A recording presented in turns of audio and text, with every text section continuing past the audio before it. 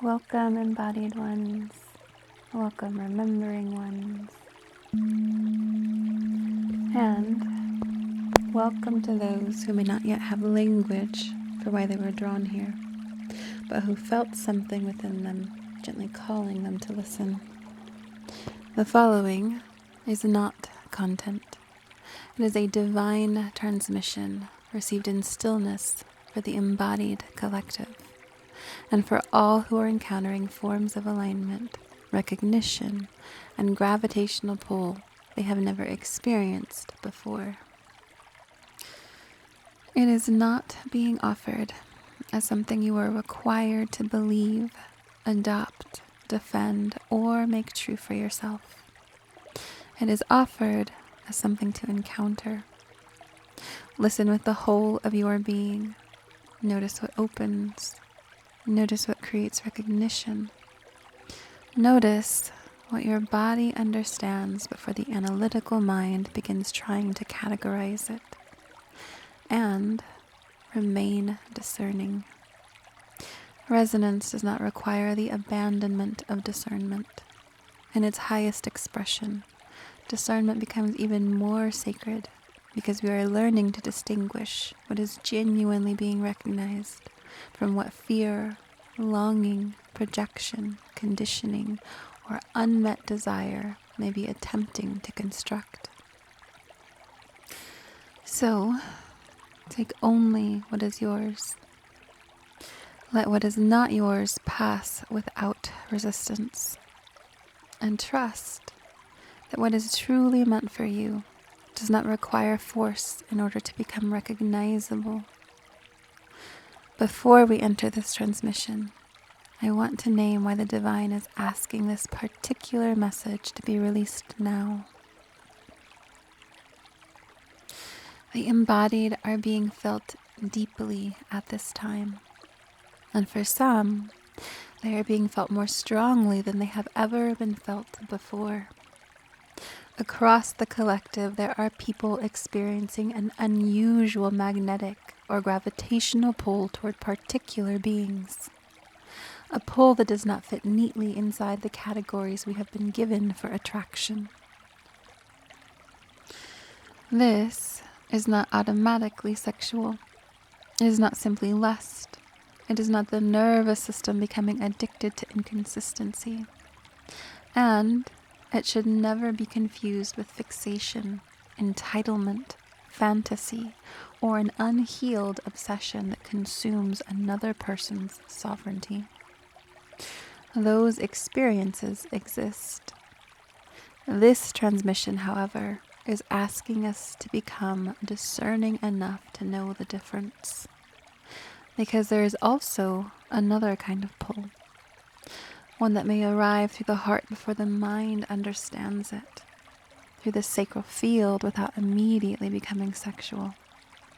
Through the nervous system as unusual stillness, warmth, trembling, expansion, recognition, or the almost inexplicable feeling that your body has noticed someone before your personality has constructed a reason to. Some are experiencing this through physical proximity, some through dreams or higher dimensional communion, some through an immediate knowing they cannot logically explain, and some simply know that a particular person's presence alters their internal field in a way ordinary attraction never has. For those who have done the deeper work of embodiment, who have returned again and again to love as baseline, these encounters may become increasingly difficult to ignore. Not because every pull means partnership, not because every magnetic encounter means romance, and certainly not because another being has somehow been assigned to you, but because recognition itself contains information. Something may be asking to be encountered. A friendship, soul family, creative partnership, sacred companionship, a catalytic meeting, or for some, a much rarer reciprocal relational merge. The instruction is not to decide which one it is from afar. The instruction is to become present enough to find out. This is where obsession and communion begin moving in opposite directions. One keeps another person trapped inside imagination. The other allows two sovereign beings to actually meet. And that is what we are entering today. Receive what follows in whatever way it meets you. Take what opens, leave what does not. And above all, allow what you hear to bring you more deeply into reality, embodiment, love, and reverence for the freedom of every being involved. And now, let us enter the field of honoring the pull from obsession to communion.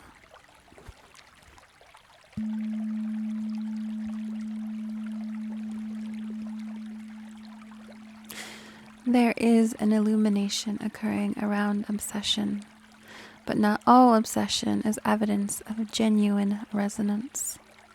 Neither is every obsession born because someone invented significance where none existed. Sometimes obsession forms because an unhealed being has become consumed by another person, projecting destiny, assigning meaning to ordinary gestures, feeding fantasy, refusing another's boundaries, or attempting to possess what was never reciprocally offered. And sometimes something very different occurs. Something authentic is felt, but fear prevents it from ever entering reality. The recognition is there. The body has already answered in some inexplicable way, and still the person hesitates at the threshold, afraid of what it would mean to acknowledge the magnitude of what they are feeling, afraid of being wrong, afraid of being seen wanting, afraid that the other may not feel it too. So they attempt to contain something that does not feel containable. They minimize it, reason with it, distance themselves from it, try to return it to the familiar categories of attraction they already understand. But the pull remains, because this does not necessarily resemble ordinary attraction. And it may not initially be sexual at all. It may not make logical sense according to one's usual preferences. There may simply be an inexplicable gravitational movement toward another being. The heart opens, the sacral field awakens, the body becomes unusually still or unusually alive. There may be warmth through the chest, movement through the spine, trembling, expansion, waves through the lower body, a profound settling of the nervous system, an almost magnetic awareness of proximity, or the feeling that several energetic centers have begun responding simultaneously.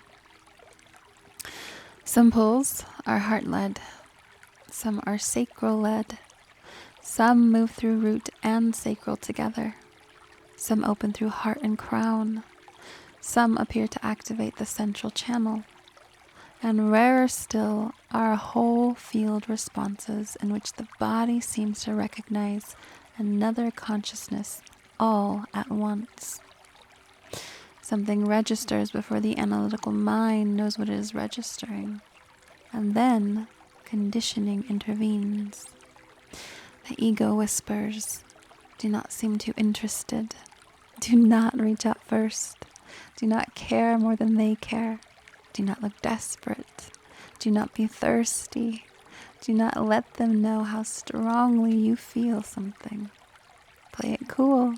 Stay mysterious. Wait. Pretend the pull is smaller than it actually is." What has been called dignity in much of modern dating culture is sometimes little more than mutual emotional withholding. And what could have been clarified through one sincere human interaction becomes trapped inside imagination instead. The person continues feeling the pull, but they refuse to move toward reality. So the mind begins circling what the body has not been permitted to explore. Fantasy expands, possibility expands, fear expands, longing expands, and eventually, something that might have remained clean begins becoming obsession. The medicine then is not to follow every impulse. The medicine is not to assume that every person who activates your body is your counterpart. The medicine is not to make energetic intensity more authoritative than another person's sovereignty. The medicine is simpler. Honor enough of the pull to allow reality to answer it. The pull is information. It's not automatically conclusion. It may be saying, there is something here worth encountering. It's not necessarily saying, this person belongs to you. And that distinction changes everything. If you feel genuinely drawn toward another being, you do not need to confess an entire spiritual mythology to them. You do not need to announce that they are your divine counterparts. You do not need to know what the relationship is before it has begun. You may simply say, there is something about you I feel drawn toward. I would genuinely like to know you better. And then allow life to participate. Spend time together without romantic agenda, as not everything needs to begin as a date. This matters because one of the distortions of modern relationship culture is the assumption that if two people are curious about one another, they must immediately enter the architecture of dating. Now they are evaluating, performing, presenting, determining whether the other satisfies romantic criteria, wondering how much interest they should display, calculating attraction, projecting possible futures before friendship has even had room to breathe. But there is another way. Spend time together as human beings. Walk, eat, talk, create, laugh, sit somewhere beautiful, run errands, share ordinary life, become actual friends. Let neither person assume romantic interest until romantic interest actually becomes present and reciprocal. Importantly, friendship is not the waiting room for a relationship. Divine friendship is itself one of the greatest forms of earthly communion. Some beings will recognize one another and discover profound companionship rather than romance. Some will meet someone whose field carries qualities reminiscent of Divine Mother, nurturance, tenderness, unconditional seeing, safety. Some will recognize something of Divine Father, steadiness, protection, strength without domination, presence without possession. Some will encounter both within the same friendship. Some will meet creative family, spiritual family, chosen family, people whose presence causes the body to remember that intimacy has never belonged exclusively to romance. And the pleasure available within these relationships has also been profoundly underestimated. Humanity has reduced the word pleasure almost entirely to sexuality. But pleasure has many octaves. There is pleasure in being recognized, pleasure in being deeply understood without performing, pleasure in laughter that moves through the entire body, pleasure in silence that does not need to be filled, pleasure in creative communion, pleasure in intellectual recognition, pleasure in safe affection, pleasure in being witnessed, pleasure in sitting beside another being and feeling the nervous system release something it has carried for years. Pleasure in discovering that another person's presence makes existence itself feel easier to inhabit. And there are encounters in which this becomes extraordinarily intense. There are forms of reciprocal resonance in which proximity alone can become more pleasurable than experiences previously associated with sexual climax. Not because sexuality is wrong, nor because desire needs to disappear, but because sexuality represents only one channel through which consciousness can experience embodied pleasure. There are deeper fields of recognition. Two people may simply sit beside one another and experience waves of bliss. The heart may seem to synchronize. The sacral centers may become intensely alive without immediately demanding sexual expression. The nervous systems may become both peaceful and extraordinarily activated. Time may feel altered. The ordinary sense of separation may temporarily thin, and in rarer states of coherent meeting, several centers may appear to organize together. Root, sacral, heart, throat, crown, central channel, and the field surrounding the body, creating an almost black hole-like gravity between two beings. Not destruction, but convergence. A powerful inward movement toward recognition. Bliss, fullness, safety, aliveness, desire without desperation. Something simultaneously ecstatic and deeply familiar. Something remarkably close to home.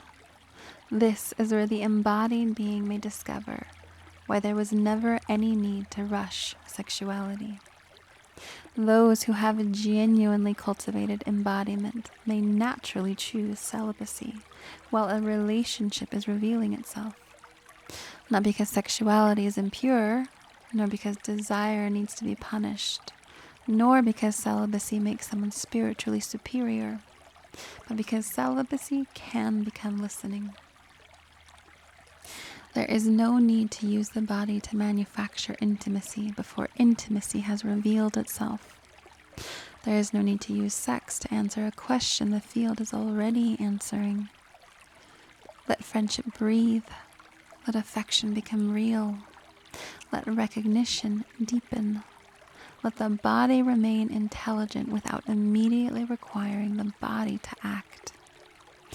If there is something beyond friendship present, those who are sufficiently embodied will discover that it takes remarkably little time for the distinction to become clear. The fuller responses arrive. Not merely, I think this person is attractive. Not merely, I would enjoy sleeping with them. Not merely, they fit my type, but something far more comprehensive. The heart responds, the sacral field responds, the nervous system responds, the deeper body responds. The field itself seems to move. And where that experience is mutually recognized, freely communicated, and willingly entered by both beings, another octave can begin. Physical contact may amplify what was already occurring. A hand touching a hand may suddenly feel disproportionate to the physical gesture. An embrace may activate waves through the body. The heart field may seem to entrain more strongly. Sacral energy may awaken without the frantic quality of ordinary hunger. And fuller embodied intimacy can begin to feel almost supernatural because the physical act is no longer creating connection. It's entering a connection that was already profoundly alive. This is the difference.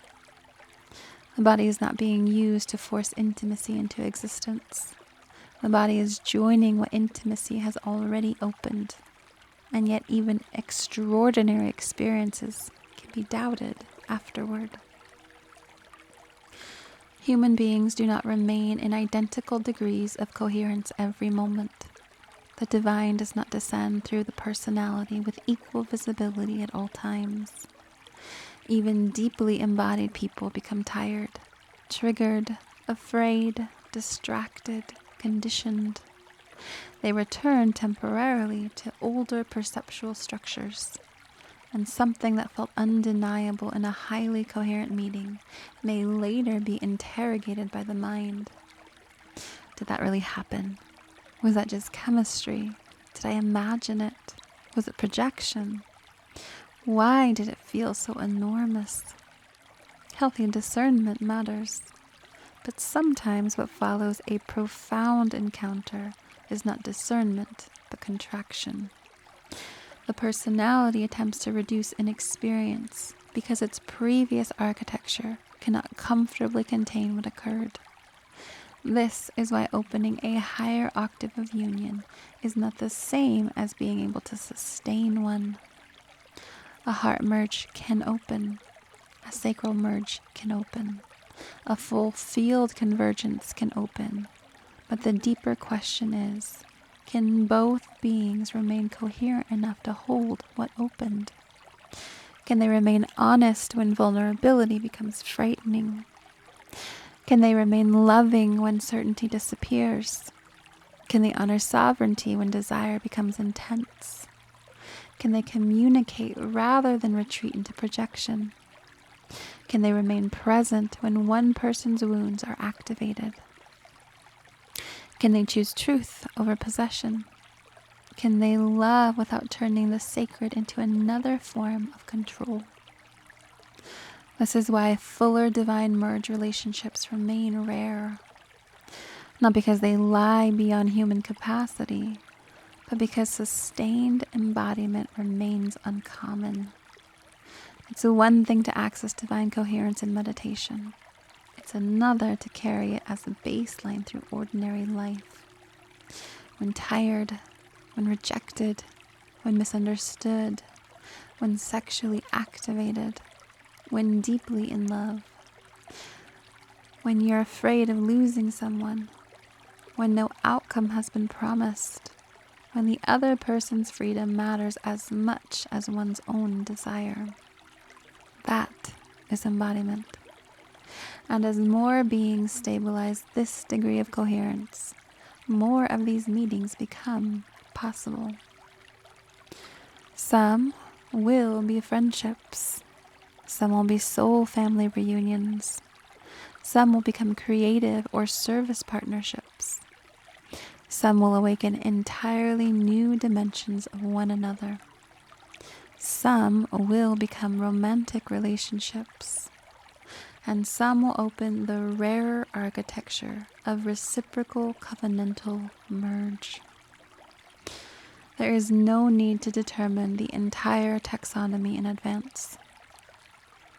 Some beings may experience one exceptionally rare covenantal match.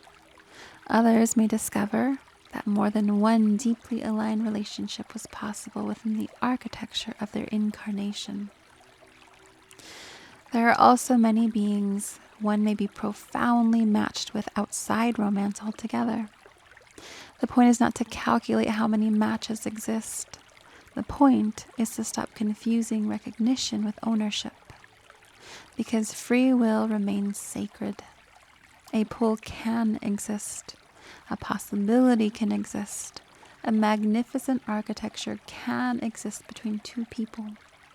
And one or both can still choose not to enter it. The divine does not need to punish that choice. The consequence is already contained within incarnation. Roads not entered remain roads not known. A person may spend years refusing vulnerability, only to eventually recognize that something beautiful might have been discovered had they allowed themselves to move closer. Meanwhile, the other being continues living. They continue loving. They continue meeting people. They continue answering the pulls they are willing to honor. No person is asked to remain suspended indefinitely while another wrestles with whether they are willing to be vulnerable. And this is not punishment. It's movement.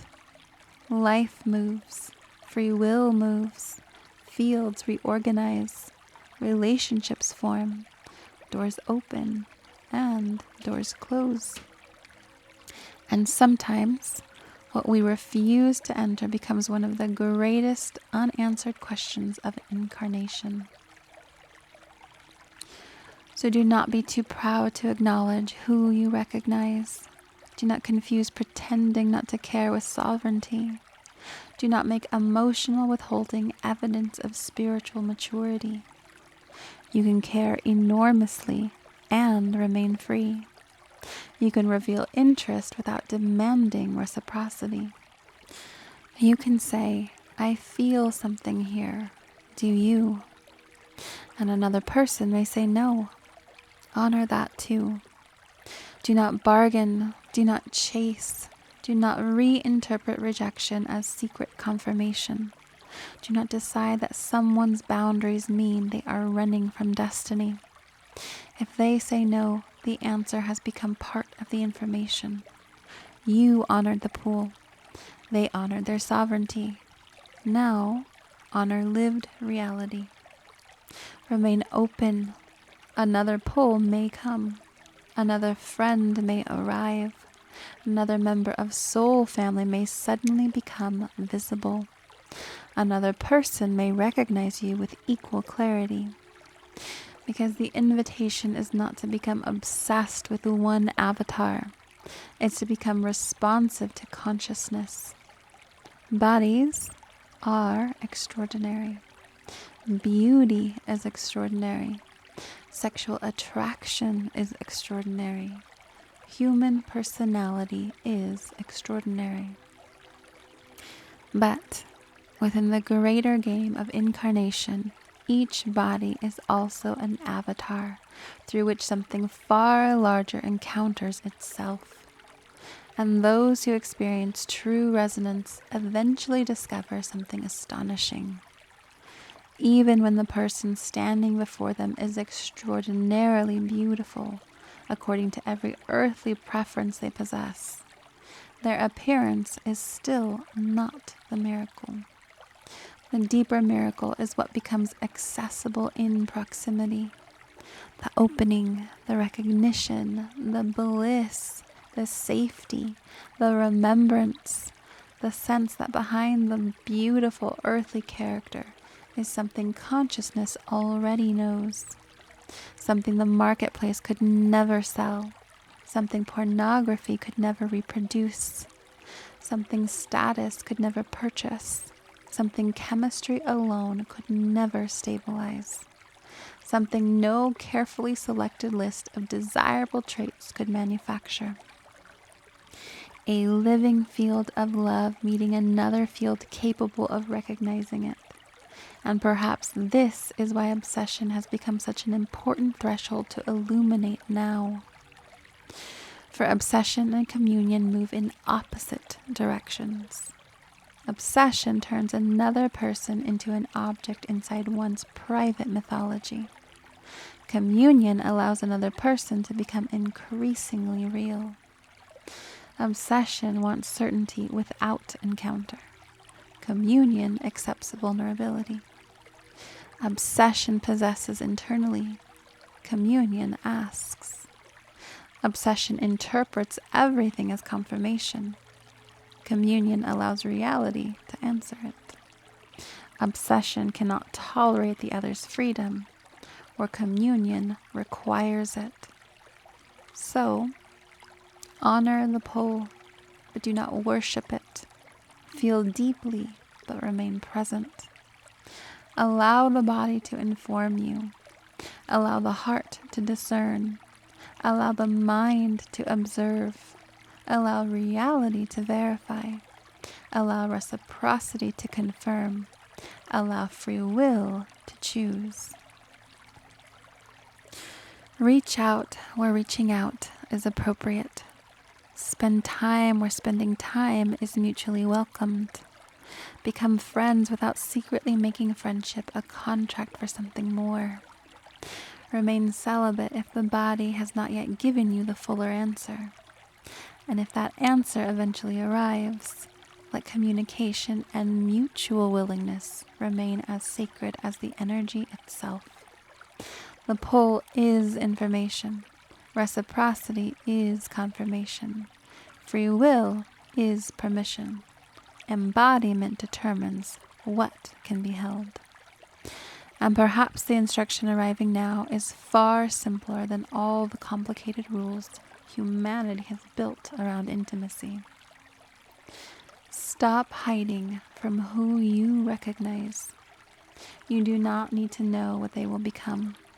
You only need enough courage to encounter them. Let the pull bring you out of fantasy and into presence. Let friendship reveal what friendship is. Let love reveal what love is. Let another sovereign being show you who they truly are. And then allow what is real between you, not what fear imagined, not what longing demanded, not what culture prescribed, to become the doorway.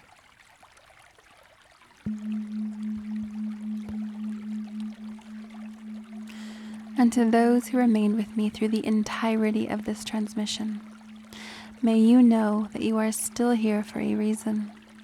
Something within you recognized enough to keep listening long after the analytical mind could have moved on. Your higher self knows what brought you into this field. Your body may know. Your heart may already know. And even if the conscious mind cannot yet explain what has been recognized, it does not need to force an explanation before its time. You may already be standing at the threshold of a recognition that is only now becoming fully legible. You may already know the person whose presence has made this transmission feel less like information and more like remembrance. You may be preparing to encounter someone who will ask you to understand friendship, intimacy, resonance, love, or recognition through an entirely different architecture than the one you have previously known. And the recognition may have nothing to do with romance at all. It may be soul family, a friendship waiting to be honored, a relationship asking to become more truthful, a deeper understanding of your own vessel, a remembrance of what genuine safety feels like, a call to become courageous enough to stop hiding what you authentically feel. Whatever brought you here, trust that the reason does not have to become completely visible tonight in order to be real. Recognition often arrives before explanation, and when the explanation does arrive, you may look back and understand exactly why these particular words reached you when they did. So, do not leave this transmission searching frantically for someone to assign it to. Do not manufacture a pull because you know such pulls can exist. Do not turn recognition into another form of seeking. Simply remain open. Know yourself. Know your body. Keep living. Keep loving. Keep entering the relationships already before you with greater presence. And when something genuinely asks to be recognized, you will be capable of recognizing it. This transmission was received through divine communion during the heightened energy of the Lion's Gate portal across August 8th and 9th of 2026. As the architecture continued to clarify, the timestamp 244 arose repeatedly. Within this transmission, 244 became a clear marker of the movement from unseen recognition into embodied reality, from feeling what is present to becoming willing to meet it consciously relationally and without presumption. Its instruction was unmistakable. Proximity before presumption. Friendship before imposed romantic architecture. Reciprocity before conclusion. Celibacy when chosen not as repression but as listening. And sovereignty before merge. These are not simply relational principles. They are part of the discernment required to meet what is opening now without distorting it through fear, fantasy, urgency, or expectation. And this is also why I want to make something very clear before we close. This transmission will not resonate with everyone, and it's not supposed to. I trust that it will meet the people it is meant to meet at the point in their lives when its language becomes useful, recognizable, or perhaps simply confirms something their own body has already been trying to communicate. For some, that may be today. For others, this may make very little sense until months or even years from now. And some may encounter it with immediate dissonance, projection, ridicule, or disbelief. Everyone remains entitled to their response.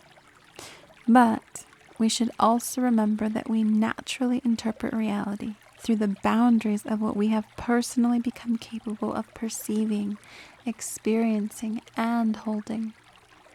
Something can sound fantastical when nothing within our lived experience has yet given us a reference point for it. Something can sound impossible when our understanding of intimacy has never extended beyond attraction, chemistry, sexuality, attachment, or conventional partnership. That does not mean every extraordinary interpretation is automatically true. Discernment remains sacred, but neither should unfamiliarity automatically be mistaken for impossibility.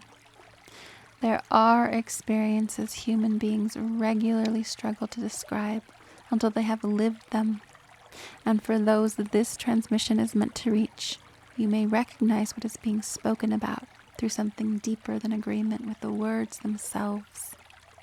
Perhaps through a quiet knowing, perhaps through remembrance, perhaps through warmth moving through the body, chills, expansion through the chest, sacral movement, stillness, tears without sadness, a sudden settling, or simply that peculiar internal recognition that says, I know what this is talking about. These responses are information. They do not have to immediately become conclusions, and that distinction is important. The more intimately we come to know ourselves, the more clearly we begin understanding the many different ways the body communicates, often before analytical language has arrived to explain what is occurring. Learn your own instrument. Learn what fear feels like in your body. Learn what attraction feels like. Learn what dysregulation feels like. Learn what projection feels like. Learn what craving feels like. Learn what genuine safety feels like. Learn what expansion feels like. Learn what recognition feels like. Learn what it feels like when your nervous system is repeating an old wound.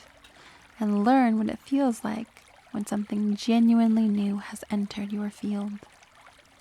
The body becomes far more useful as an intelligence when we stop requiring every sensation to mean the same thing. This is part of embodiment, too. Knowing yourself well enough that sensation can become information without immediately becoming mythology. We are far more intelligent through the totality of the vessel than we have been taught to believe. The mind is extraordinary, but the mind is not the entirety of our intelligence. The body communicates. The heart communicates. The nervous system communicates. Intuition communicates. Conscience communicates. Love communicates. And very often, something within us registers movements before analytical thought has assembled an explanation for it. Learn your instrument well enough to hear that communication clearly. Discern it. Test it against reality. Honor another person's sovereignty. But do not spend your entire incarnation requiring the mind to approve what the deeper intelligence of your being has already begun asking you to explore. Trust yourself enough to listen. Become embodied enough to discern. And become courageous enough to respond when the knowing becomes clear. Because honoring the pull is not only about who we feel drawn toward, it's also about learning to recognize when spirit moves us to participate, to support, to encourage, to give, to share, or simply to remain present with something that has genuinely touched us. And for those who feel called to continue walking alongside this field, I want to share something from my heart about how this work is held, how it is offered, and the many beautiful ways reciprocity can move between us. I do not desire engagement for engagement's sake, nor do I need these transmissions to become viral. Virality has become one of the strange measures by which this culture determines whether something mattered. That is not the measure I am interested in. Virality is not the aim. Resonant recognition is. I would rather these words deeply meet the beings they were meant to meet than pass briefly across millions of eyes that were never meant to hold them. So please do not follow because an algorithm tells you to. Do not comment because creators are supposedly meant to ask you to comment. Do not share because you feel obligated to increase visibility. And do not remain here simply because modern culture has trained us to continuously consume whatever has captured our attention. Honor this field only in the way Spirit genuinely places upon your heart. And understand that not everyone will be called to honor it in the same way.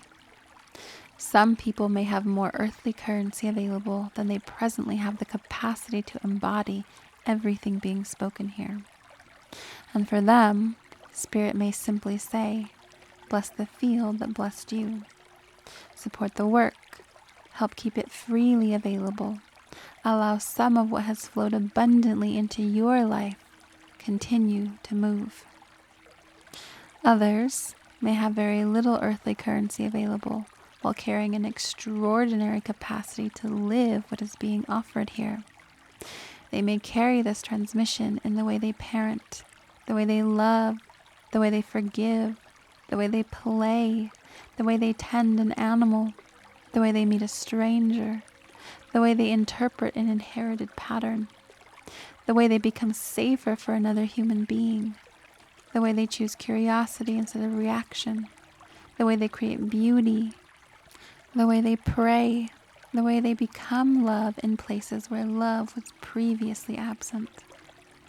That is currency too. That is reciprocity too. That is participation too. And I never want someone whose earthly resources are limited to imagine that what they carry in spirit is somehow a lesser offering. It is not. If your money is needed for your food, your housing, your children, your animals, your health, your safety, your debts, or the life immediately entrusted to you, keep it, grow it. Please honor what is already in your care. Feed yourself, care for your children, care for your animals, pay what needs to be paid. Create greater safety within your own life and take care of what the divine has already placed directly within your hands. Your embodiment may be the offering Spirit is asking from you. Sometimes support is a loving thought. Sometimes it's prayer. Sometimes it's practicing something you heard here. Sometimes it's sending a transmission privately to one person you know may be ready to receive it. Sometimes It's a like, a reflection, a comment, or a share. And sometimes it's simply receiving quietly, closing the video, and carrying more love into the world afterward. That is support too, perhaps one of the highest forms of support. Because what matters most is not how visibly these transmissions are engaged with. It's whether anything becomes more loving because they existed. I have also made a conscious decision that I do not want this work organized around advertising, sponsorship, or becoming a brand ambassador. I do not want sacred reflection interrupted by engineered attention capture or messages designed primarily to manufacture another desire inside you. That model does not feel coherent with what I have been asked to build here. So these transmissions remain freely offered.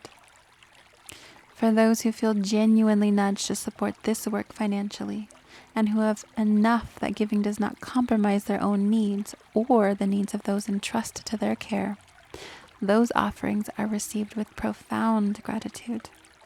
There is no donation that makes one person more valuable within this field than the other, and there is no amount that could ever substitute for embodiment. Those who have supported this work monetarily, and those who have supported it through prayer, love, encouragement, reflection, sharing, presence, and the way they move through the world after, are all deeply acknowledged. Not because of what was given, not because of how much was given, but because something within them felt moved to participate, and they honored that movement. And for those who have been blessed with genuine material abundance, there is also an invitation worth sitting with. Blessings become even more beautiful when they are allowed to circulate. When we bless another person, another family, a sacred field, a creative work, a community, or something we genuinely believe should continue existing, we participate in a field of reciprocity. Not as a transaction, not I gave this, therefore the divine owes me more. That would be bargaining. But there is another kind of giving that says, what has blessed me does not have to end with me. And there is intelligence in that circulation. When we willingly allow what has moved toward us to move through us again, we communicate something into the greater field. I recognize that abundance is not merely something to possess. I am willing to become part of its movement. And reciprocal energy has many ways of returning.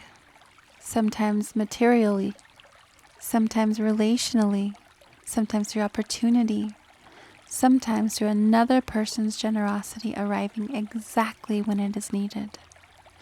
Sometimes through greater capacity, sometimes through resources that allow us to serve again, sometimes through a door opening that could never have been predicted from the original act of giving.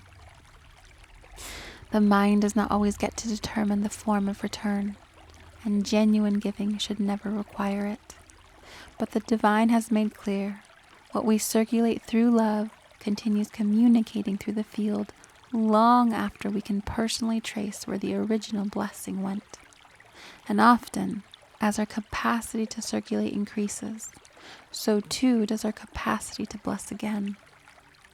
Not because abundance makes someone spiritually superior, not because generosity purchases divine favor, but because becoming trustworthy with what moves through us can increase what we are capable of stewarding.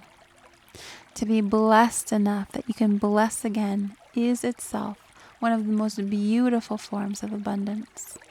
What exists beyond what we genuinely require can become food, safety, art, healing, opportunity, education, shelter, relief, beauty, possibility. A moment in which another human being remembers that life has not forgotten them. Abundance was never meant to become merely another architecture of fear, in which we accumulate endlessly because we believe possessing more will finally make us safe. At its highest expression, abundance becomes participation. It becomes circulation. It becomes the recognition that what has blessed one life may become capable of blessing many. And as this field grows in its capacity to serve, my intention is that what flows into it can increasingly find ways to flow outward again. May what blesses one eventually bless many.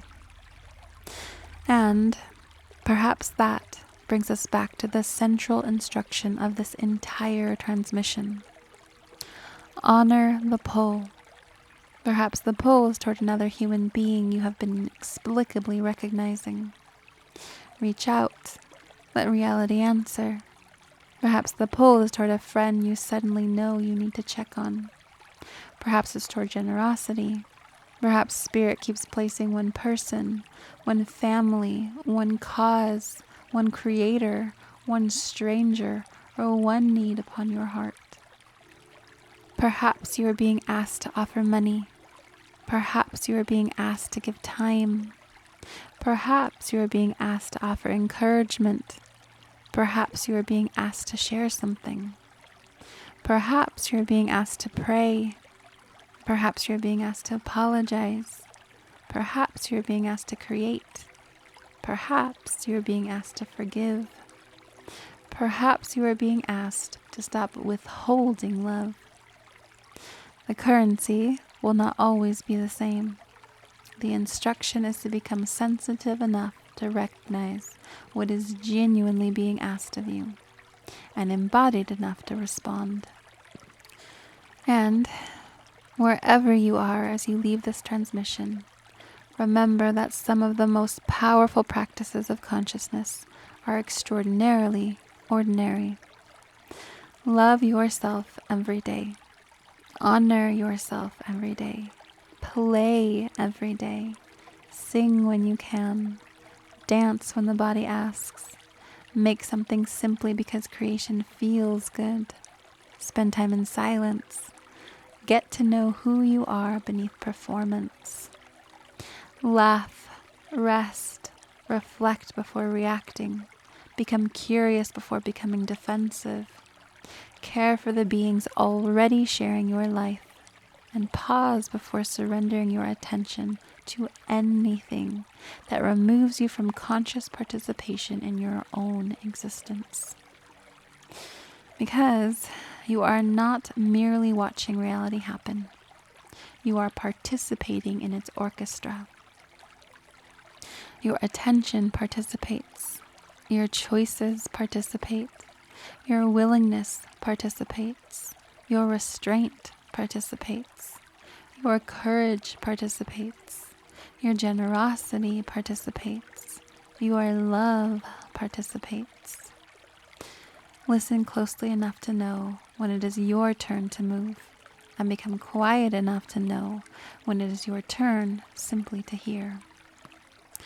May every authentic pull lead you closer to reality rather than farther into fantasy. May you have the courage to acknowledge recognition without trying to possess what you recognize. May every friendship worthy of you be seen for the sacred relationship it already is. May every no be honored completely. May every reciprocal yes be entered consciously and with reverence. May those who are being magnetized toward one another find the courage to step out of imagination and into genuine encounter.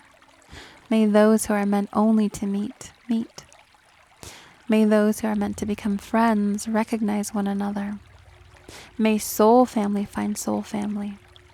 May those whose paths are meant to converge have the courage to allow that convergence without demanding to know its ending before it begins. And where a rarer form of reciprocal love is truly opening, may both beings become coherent enough to recognize it, humble enough not to possess it, present enough to experience it, and embodied enough to hold it. May those with earthly abundance remember the beauty of allowing blessing to circulate. May those with little earthly abundance remember the immeasurable value of what they carry through embodied love. May no one leave believing that money is the highest currency available to them. May we become increasingly fluent in recognizing what we actually have to give. And may what blesses us become capable of blessing another.